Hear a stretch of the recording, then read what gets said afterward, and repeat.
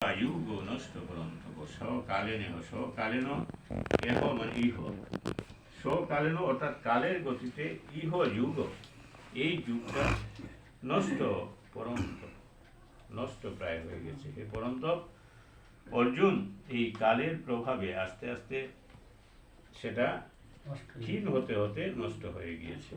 তাই কি হয়েছে, স এবায়ং ময়াতে অদ্য যুগ পুত্র পুরাতন ভক্ত অসীমেশকা চেতি রহস্যম ইয়েত উত্তমম।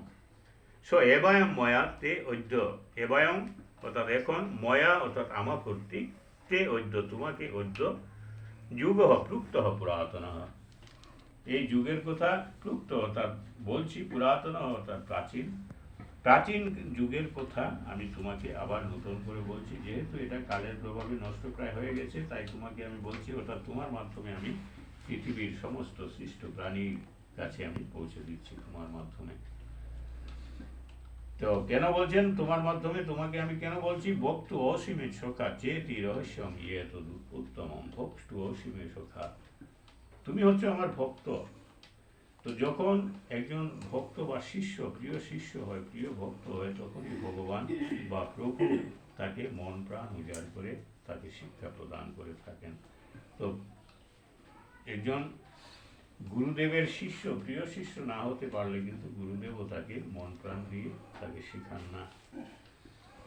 তো এইভাবে যেমন অর্জুন দ্রোণাচার্যের কাছ থেকে শিক্ষা গ্রহণ করেছিলেন এবং তার প্রিয় শিষ্য বলে তিনি তার এত যা কিছু জানতেন মন প্রাণ উজাড় করে তাকে শিখিয়েছিলেন, তার যতটুকু তার সাধ্য মতো তাকে শিখিয়েছিলেন। তার যার জন্য গুরুর কাছেও তিনি যুদ্ধ করতে পেরেছিলেন। যদিও পরাজিত করতে পারেন নাই, তবুও গুরুকে তিনি যে কোনোভাবেই হোক, ধর্মগতভাবেই হোক, তিনি হত্যা করতে পেরেছিলেন। তো এইভাবে মন প্রাণ উজাড় করে যদি প্রভুর কাছ থেকে কোনো শিষ্য জানতে চায়, তাহলে প্রভুর ভক্ত হতে হবে। তো এইভাবে অর্জুন যখন তার কাছে ভক্ত হতে স্বীকার করেছেন যে তুমি আমার প্রভু, আমি ভক্ত অসীমেশ্বর আছে, বলছেন যে তুমি যেহেতু আমার ভক্ত, প্রিয় ভক্ত, তাই তুমি এই রহস্য, উত্তম রহস্যের কথা আমি তোমাকে জানাচ্ছি।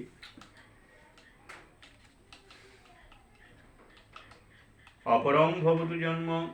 তারপর অর্জুন তার প্রশ্নে, তার কথায় অর্জুন প্রশ্ন করছেন। কেন প্রশ্ন করছেন? আসলে আমাদের সকলেরই সেটা ক্লিয়ার হওয়ার জন্য, সকলে ভালোভাবে জানার জন্য অর্জুন আমাদের জন্যই, আমাদের হয়েই প্রশ্ন করছেন। কি করছেন? বলছেন যে হে প্রভু, তুমি অপরম ভবতু জন্ম। অপরম মানে পরে নয়, অর্থাৎ অদ্য, সদ্য তোমার জন্ম। অপরম পরে, পরে নয়, অর্থাৎ আগে ছিল না। অপরম অর্থাৎ বর্তমানে তোমার জন্ম।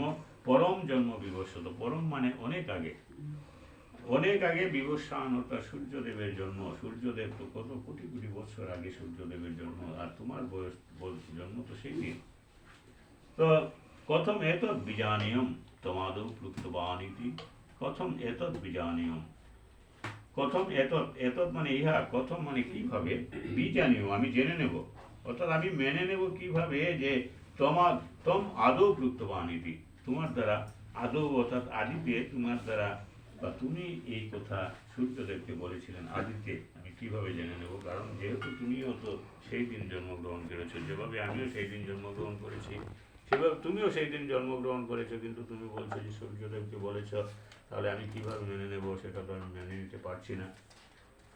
তার উত্তরে ভগবান বলছেন, শ্রী ভগবান উবাচ বহূনি মে ব্যতীতানি জন্মানি তব চার্জুন তান্যহং বেদ সর্বাণি ন ত্বং বেত্থ পরন্তপ। বহুনি মে ব্যতীতানি জন্মানি তব চ অর্জুন। বহুনি মে ব্যতীতানি, অনেক ব্যতীত হয়ে গেছে কি? জন্ম। তব চ, তব চ অর্জুন, তোমার, মে অর্থাৎ আমার। তো বহুনি মে অর্থাৎ আমার অনেক, ব্যতীতানি জন্মানি, জন্ম ব্যতীত হয়েছে, তব চ অর্জুন, তোমারও, অর্থাৎ আমার এবং তোমার অনেক অনেক জন্ম ব্যতীত হয়েছে। তান্যহম বেদ সর্বাণি, তানি অহম, তান্যহম মানে তানি, তানি অর্থাৎ ইহা, অহম মানে আমি, তানি অহম বেদ সর্বাণী, বেদ মানে আমি জানি, সর্বাণী সব কিছু আমি জানি, এই যা কিছু হয়েছে তার সব কিছু আমি জানি। ন তোম ব্যক্ত পরন্তব, তুমি কিন্তু তা জানো না। ন তোম ব্যক্ত, তোম মানে তুমি, ব্যক্ত মানে জানো না, ন মানে না। এ পরন্ত আমি সব কিছু জানি কিন্তু তুমি তার কিছুই জানো না। কিভাবে বলছেন? অজু অপিশন অব্যয়াত্মা ভূতানাম ঈশ্বর অপিশন প্রকৃতিম সমুদাষ্টায় সম্ভবান্মাত্মায়। আমি অজু অপিশন অব্যয়াত্মা, অজ, অজ মানে আমি জন্মরহিত, জন্মরহিত মৃত্যুরহিত, অজ, যার জন্ম মৃত্যু হয় না। অজ মানে অজ মানে অজন্মা। তো আমি অজন্মা, অর্থাৎ আমার আমার যে আমি জন্মরহিত, অজ মানে জন্মরহিত, সন অব্যয় আত্মা, আমি আমার যে আত্মা আমি অক্ষয় অব্যয়, ভূতানাম ঈশ্বর ভীষণ, আমি ভূতানাম অর্থাৎ প্রাণী, প্রাণী সকলের ঈশ্বর, ঈশ্বর আমি, প্রাণী সকলের আমি ঈশ্বর, আমি অজ, আমি জন্মরহিত। যদিও আমি জন্মরহিত প্রাণীগণের ঈশ্বর, কিন্তু কি করি? প্রকৃতিম সাম অধিষ্ঠায় সম্ভবাম আত্মমায়া, প্রকৃতিকে আমি বশীভূত করে, সম্ভব আমি আত্মমায়া, সম্ভব আমি আবির্ভূত হই আত্মমায়া, অর্থাৎ আত্মমায়ার দ্বারা, অন্তরঙ্গা শক্তি, আত্মমায়া মানে আমার অন্তরঙ্গা শক্তির দ্বারা আমি মায়াকে অধিষ্ঠিত করে, মায়াকে বশীভূত করে আমি আবির্ভূত হয়ে থাকি। তো ভগবান, আমরা যেভাবে মানব জাতি আমরা জন্মগ্রহণ করি, ভগবান কিন্তু সেইভাবে জন্মগ্রহণ করে না। আমরা সাধারণভাবে জানি যে ভগবান জন্মগ্রহণ করেছেন বাসুদেবের উদরে, দৈবকীর গর্ভে, কিন্তু আসলে ভগবান গর্ভ থেকে জন্মগ্রহণ করেন না, তিনি প্রকাশিত হন, নিজেকে আবির্ভূত করেন। কিন্তু আমরা সাধারণ দৃষ্টিতে আমরা মনে করি যে তিনি জন্মগ্রহণ করেছেন, কিন্তু তিনি অজ, জন্মরহিত। তো কিভাবে, কখন তিনি আবির্ভূত হন? পরের শ্লোকে বলছেন, যদা যদা হি ধর্মস্য গ্লানির্ভবতি ভারত অভ্যুত্থানমধর্মস্য তদাত্মানং সৃজাম্যহম।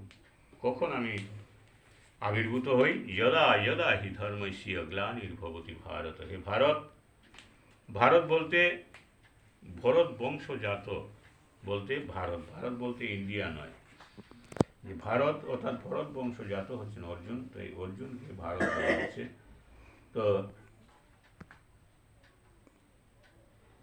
অর্জুনকে বলছেন, হে অর্জুন, যদা যদা হি ধর্মস্য, যখন যখন, ধর্মস্য ধর্মের গ্লানির ভবতি, গ্লানি হয়ে যায়, অভ্যুত্থানম অধর্মস্য, অভ্যুত্থান মানে মাথা চাড়া দিয়ে উঠে, মাথা চাড়া দিয়ে যখন অধর্ম মাথা চাড়া দিয়ে উঠে, তদাত্মানম সৃজাম্যহম, তৎ আত্মানম, তৎ মানে তখন, আত্মানম অর্থাৎ আমি নিজেকে, সৃজামি অহম আমি সৃজন করি, অহম মানে আমি নিজেকে সৃজন করি। কখন?